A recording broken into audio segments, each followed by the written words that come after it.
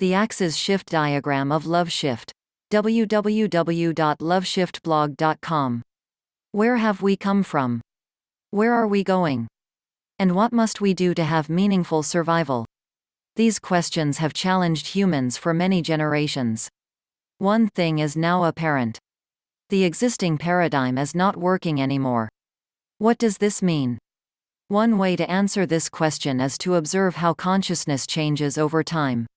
To do this, we need to use a thing called a functional diagram. Functional diagrams show how one thing changes as a function of something else.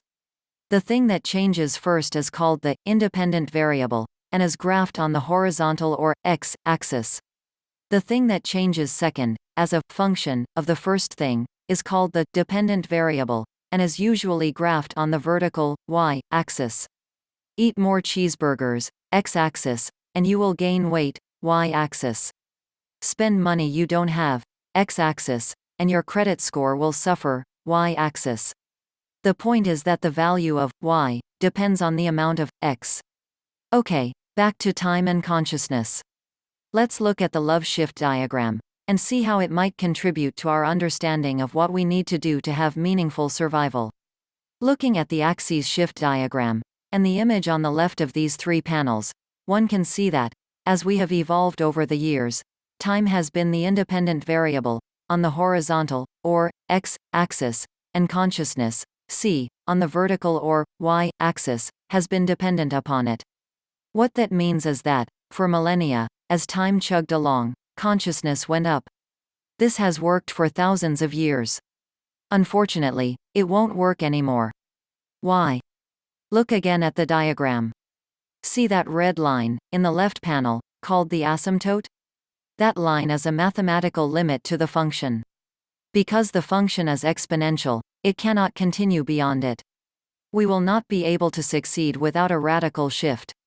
In things like identity, relationship and culture. Our old way of thinking is over. Obsolete. Done.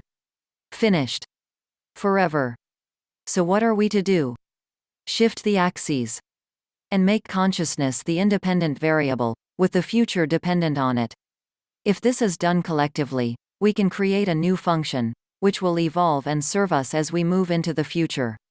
It has been shown that, when individuals claim that their consciousness is now first cause, and their consciousness is collectivized, great amounts of energy are released for action. Visit www.loveshiftblog.com to learn more. LoveShift. Working together, we can make a difference. P.S. Let's look back at the LoveShift diagram again. See that green line? That's our consciousness, deciding to make the shift. Will we decide? Will we all decide together? Consciously? Collectively? If we do, we could form a global community with a culture that works for the benefit of all life. Please note, there are profound implications of making the love shift. Some examples are: radical new levels of individual responsibility, radical new levels of social responsibility, global patriotism, seeing with new eyes, understanding that all war is obsolete, long-term thinking at every level, becoming as wise and loving as the system that produced us, new appreciation for the value of community, new definitions of words like family, sacred and subject, new practical forms of love, for Earth, ourselves and each other. The emergence of relationship as the most reliable resource for security in the world today.